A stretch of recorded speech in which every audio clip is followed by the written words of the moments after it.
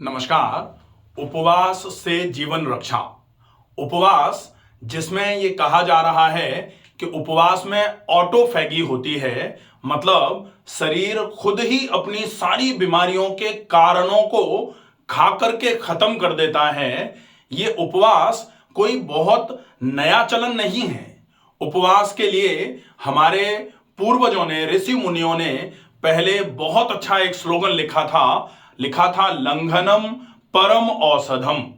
लंघन का मतलब होता है उपवास करना, मतलब आप खाने में जो ले रहे हैं उससे थोड़ा कम खाएं या थोड़ा ज्यादा कम खाएं या फिर बिल्कुल भी ना खाएं। ये उपवास के बहुत प्रकार होते हैं, लेकिन उपवास को लंघनम परम औषधम कहने के पीछे सबसे बड़ा जो कारण था वो ये था कि जब जिस कंडीशन में कोई भी चीज काम नहीं कर रही है रोगों को दूर करने के लिए, तब उपवास सबसे ज्यादा इफेक्टिव माना जाता है। आप अगर उपवास का पालन करते हैं तो निश्चित ही आपके शरीर में बहुत अच्छा लाभ होना चालू हो जाता है। उपवास से जीवन रक्षा। उपवास जो है वो आपके लिए जीवन रक्षा का काम भी कर सकता है। और उपवास में जब आप कुछ नहीं खा रहे हैं, ऐसी अवस्था में जो थोड़ी आपको कमजोरी फील होती है, उस थोड़ी कमजोरी आपकी फीलिंग जो है, वहां जो वायरस बैक्टीरिया शरीर में जो रोग पैदा करने की कोशिश कर रहे हैं, उन तक अगर 24 घंटे तक एनर्जी नहीं पहुंची तो वो तो वैसे ही बिल्कुल कमजोर पड़ जाते हैं। ये कहावत ये भी कही गई है कि रोग में लिया गया आहार रोगी का नहीं अपितु रोग का पोषण करता है। इसका मतलब होता है कि अगर आपको कोई बीमारी है और उस बीमारी की अवस्था में आप भोजन कर रहे हैं, तो वो भोजन रोग कारक रोगाणुओं का ज्यादा पोषण कर रहा है बजाय आपके शरीर के पोषण के। और अगर रोग कारक रोगाणुओं को पोषण मिलता रहेगा तो फिर वो और ज्यादा मजबूत होकर के आपके शरीर को नुकसान पहुंचाते रहेंगे। इसीलिए बोला जाता रहा है कि लंघनम परम औषधम, fasting can save your life. एक बहुत अच्छी किताब डॉक्टर हर्बर्ट एम सल्टन ने लिखी, जिसमें उपवास को लेकर के बहुत सारी ऐसी चीजें लिखी गई कि अगर आप किसी बीमारी से ग्रस्त हैं तो आपको किस तरीके का उपवास करना चाहिए। सामान्य तौर पर आज हम बात करेंगे कि उपवास की मैकेनिज्म क्या होती है, उपवास किस तरीके से आपको फायदा करता है। फिर देखेंगे कि उपवास किस चीज पर किया जाए, उपवास में आपको कितना खाना आवश्यक होता है, आप कितने दिन तक उपवास कर सकते हैं और किस व्यक्ति को किस रोग में किस तरीके से उपवास करना है। ये सारी चीजें हम वीडियो में अंत तक डिस्कस करेंगे। प्लीज वीडियो में अंत तक जरूर बने रहें। अगर आपने अभी तक चैनल सब्सक्राइब नहीं किया है तो आप इस चैनल को सब्सक्राइब जरूर कर लीजिए। सबसे पहले उपवास का अगर शाब्दिक अर्थ देखा जाए तो वैसे तो उप का मतलब होता है समीप, पास, और वास का मतलब होता है रहना। तो अगर हम उपवास का शाब्दिक अर्थ में संधि विच्छेद करते हैं तो रहेगा कि समीप रहना, पास रहना। अब पास किसके रहा जाए, तो पास रहने का मतलब था ईश्वर की भक्ति करने के लिए, ईश्वर के समीप रहने के प्रयास के दौरान अगर आप कुछ कम खाते हैं तो वहां आपको थोड़ी हेल्प मिल जाती है। आपका पेट नहीं फूल रहा है, आपको कोई डिस्कंफर्ट नहीं लग रहा है, आप जितना आवश्यक है उतना ही खा रहे हैं, तो आपका शरीर मजबूत है अंदर से, स्वस्थ है अंदर से, तब फिर आप ईश्वर की भक्ति अच्छे तरीके से कर पाते। इसके लिए इस पूरे प्रोसेस को उपवास के नाम से जाना गया। उपवास, पास में वास करना।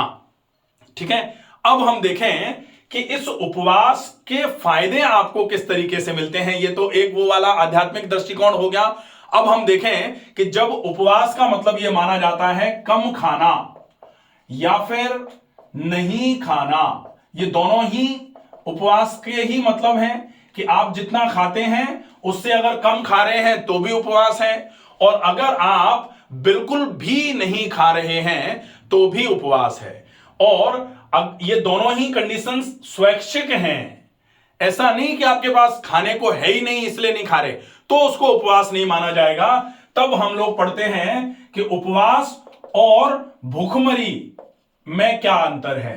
तो उपवास और भूखमरी जो है इसमें अंतर क्या है। उपवास तो ऐच्छिक क्रिया है कि घर में सब कुछ है, उसके बाद आप किसी एक विशेष फायदे को नजर में रखते हुए आप नहीं खा रहे हैं, उसको उपवास बोला जाएगा।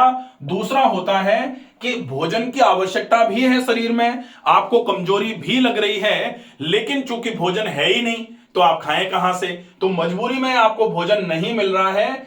ऐसी अवस्था में जब आपके शरीर में जो डैमेज होता है वो भूखमरी की वजह से होता है, और ये उपवास जो है ये डैमेज होने से पहले ही उपवास की अवस्था से हम वापस आ जाते हैं। उपवास कैसे करना चाहिए, कब तक करना चाहिए, ये हम सारी चीजें इसमें देखेंगे।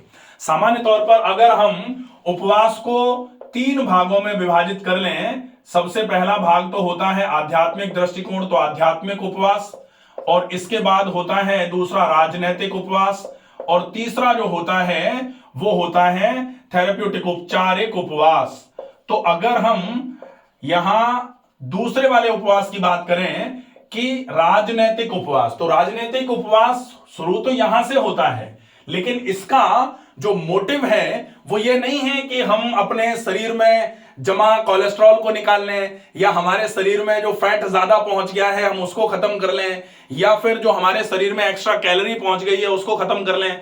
यहां उद्देश्य क्या होता है कि हम अपनी बात मनवाएं, और बात को मनवाने के लिए ये एक तरीके से वो है कि हम खाना नहीं खाएंगे, अनशन, भूख हड़ताल। तो ये जो हड़ताल कि हम खाना नहीं खाएंगे हमारे पास है, लेकिन हम खाएंगे नहीं क्योंकि हमको कुछ मनवाना है। आप हमारी बात मान लो, छोटे बच्चे भी कर देते हैं, हमको टॉफी ला के दो नहीं तो हम दोपहर में खाना नहीं खा रहे, या फिर घर में पुरुष या महिलाएं पहले करते ही थे कि भाई हम खाना नहीं खाएंगे, तो अनशन बोला जाता था इसको। जैसे कैकेयी माता कोप भवन में चलेंगे, हम खाना नहीं खाएंगे, कोई काम नहीं करेंगे, हमारी बात नहीं मानोगे तो ऐसी उपवास को माना जाता है, इसको बोलते हैं राजनैतिक उपवास। और राजनैतिक उपवास कभी कभी जब थोड़ा लंबे समय तक चल जाता है तो यह भूखमरी की तरफ पहुंच जाता है कि आप है लेकिन मजबूरी में आपको अपनी बात मनवानी है, इसलिए आपने खाना नहीं खाया, और इसकी वजह से आपको कीटोन्स बनना चालू हो गए। और कीटोन्स बनना चालू होते हैं तो ये कीटोन्स जो हैं ये 3 प्रकार के होते हैं, एक तो एसिटिक एसिड, एसिटो एसिडिक एसिड और अल्फा ब्यूटायरिक एसिड। ये 3 कीटोन्स जो हैं ये एक तरीके से इतने स्ट्रॉन्ग एसिड्स होते हैं कि अंदर अगर ज्यादा डेवलप हो जाते हैं तो खून की नलियों को फोड़ना चालू कर देते हैं। तो किसी के कान से खून निकल रहा है, नाक से खून निकल गया, वो फिर बहुत दिक्कत वाली बात हो जाती है। तो वो बोला जाता है कि कीटोसिस होने के पहले उपवास को आप ब्रेक कर लो। तो अब हम देखें कि ये उपवास काम किस तरीके से कर रहा है आपके शरीर में। इसके लिए आप पहले समझो कि आपका शरीर, माना कि आप 1200 या फिर मान लेते हैं कि 1600 कैलोरी की आपको जरूरत है, अब आप रोज इतना खा रहे हो, या फिर आप रोज प्लस 200 कैलोरीज खा ले रहे हो, जितने की आवश्यकता है उससे ज्यादा। तो आप महीने, 2 महीने, 3 महीने, 6 महीने, साल भर में धीरे धीरे करके बहुत सारी कैलोरी इकट्ठी कर लोगे, और वो इकट्ठी होती हुई कैलोरी आपके शरीर में या तो वजन बढ़ाने का काम करेगी, या फैट बढ़ाने का काम करेगी, या फिर कोलेस्ट्रॉल बढ़ाने का काम करेगी, या फिर एंड प्रोडक्ट्स के रूप में शरीर में कई प्रकार के मल रुकना चालू होंगे। और उसके वजह से आयुर्वेद भी कहता है सर्वेषां रोगाणाम निदानम कुपितः मलः, और नेचुरोपैथी कहती है सर्वे रोगा मलावसा, सारे के सारे रोग होना चालू हो जाएंगे इसकी वजह से। अब हम उपवास करेंगे इन रोगों को दूर करने के लिए। एक बहुत अच्छी कहावत जो अभी मैंने बोला, सर्वे रोगा मलावसा, सर्वे रोगा मलावसा, कि भाई मल का वास होगा तब सब रोग होंगे। और इसी के बाद लिखा गया, ये तो रोग का कारण, और ये तो कारण हो गया, और निवारण जो है वो होगा क्या, लंघनम परम औषधम, लंघनम परम औषधम।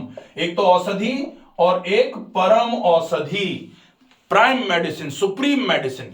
तो कौन है सुप्रीम मेडिसिन, लंघनम परम औषधम। लंघन, उपवास करना सबसे अच्छा मेडिसिन है, सबसे अच्छी दवाई है। तो आपको उपवास करने में करना क्या है, आप जितना खा रहे हैं उससे थोड़ा कम कर देना है।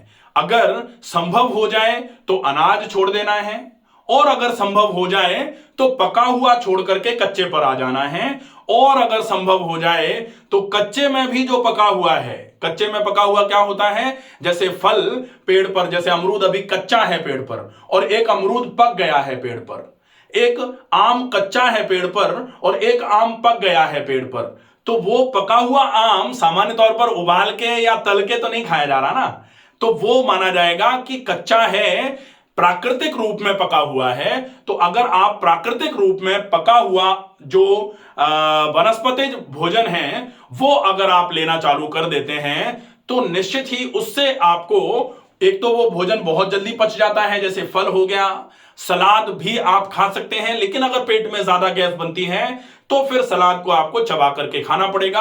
2-3-4 दिन के लिए कच्चा सलाद गैस करता है, अगर आप बहुत चबा करके खाते हैं तो वो कच्चा सलाद गैस करना बंद कर देता है। फिर भी अगर कच्चा सलाद गैस कर रहा है तो आप फल खाइए, और अगर सलाद को खाना है तो फिर आप सलाद को उबाल करके खा लीजिए, वो आपके लिए ठीक रहेगा।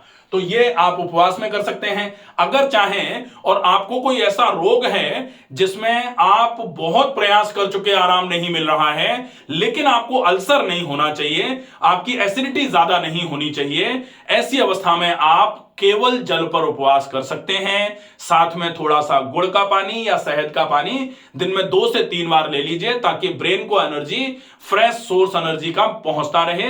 बाकी पूरे शरीर में कोई एनर्जी आपको नहीं पहुंचानी है, तो जो शरीर में जमा कैलोरीज हैं वो धीरे धीरे करके टूटना चालू होंगी। ग्लूकोनियोजेनेसिस बोला जाता है इस प्रोसेस को, और ग्लूकोनियोजेनेसिस होगा तो नॉन कार्बोहाइड्रेट सब्सटेंसेस से कार्बोहाइड्रेट बनेंगे, और उन कार्बोहाइड्रेट से आपके शरीर को ऊर्जा मिलेगी। आप आराम से थोड़ा मोड़ा व्यायाम कर सकते हैं, और ज्यादा मात्रा में पानी पीते हुए, अगर आपको बहुत कमजोरी लग रही है, थकान लग रही है, आप विश्राम करिए, लेकिन खाना मत खाइए। अगर आप ऐसा कर लेते हैं तो धीरे धीरे करके 3 से 4 या मैक्सिमम 5 दिन में आपको लगेगा कि आपकी जीभ बिल्कुल सफेद हो गई है, दांतों में बहुत कचरा आ गया है, दांत बहुत ज्यादा चिपचिपे से होते चले जा रहे हैं। और जैसे ही ये प्रोसेस होगा, आप लगातार इस प्रोसेस में बने रहें, पानी की क्वांटिटी ज्यादा लेते रहें, पेट एकदम से बदबूदार मल आना चालू हो जाएगा, गंदगी पूरी निकलना चालू हो जाएगी, और फिर आप देखेंगे 1 से 2 दिन में ही आपकी जीभ स्वतः ही अपने आप साफ होना चालू हो जाएगी। दांतों पर जो गंदगी चिपक रही थी वो धीरे धीरे करके साफ होना चालू हो जाएगी। इसको बोला जाता है डिटॉक्सिफिकेशन की टंग कोटिंग। और जैसे ही टंग की कोटिंग, डिटॉक्सिफिकेशन खत्म होगा, पूरा डिटॉक्स हो जाएगा शरीर अंदर से, तो टंग की कोटिंग क्लियर हो जाएगी। और जैसे ही टंग की कोटिंग क्लियर होती है, आप फिर धीरे से कुछ खाना चालू कर देंगे। और जब आप जैसे पानी पर उपवास कर रहे थे, या नींबू पानी पर उपवास कर रहे थे, या शहद पानी या गुड़ के पानी पर उपवास कर रहे थे, या फिर केवल जूस ले रहे थे, तो यहां से फिर आपको बढ़ना है आगे की तरफ फलों पर, और फल के बाद उबली हुई सब्जी पर, और उसके बाद उबला हुआ अनाज के साथ सब्जी, जिसको वेजिटेबल दलिया या खिचड़ी कह सकते हैं, और उसके बाद रोटी या सब्जी पर आप आ सकते हैं। इस तरीके से अगर आप उपवास में जाना, उपवास में रहना और उपवास से धीरे से वापस आने का क्रम फॉलो करते हैं, तो ये उपवास आपके लिए लंघनम परम औषधम का काम करेगा। अगर आप उपवास के बारे में और विस्तृत जानकारी चाहते हैं तो fasting can save your life by doctor Ramakant Sharma, मैंने पूरा एक वीडियो बना रखा है कि उपवास क्या है, किस तरीके का होता है, कितने प्रकार हैं,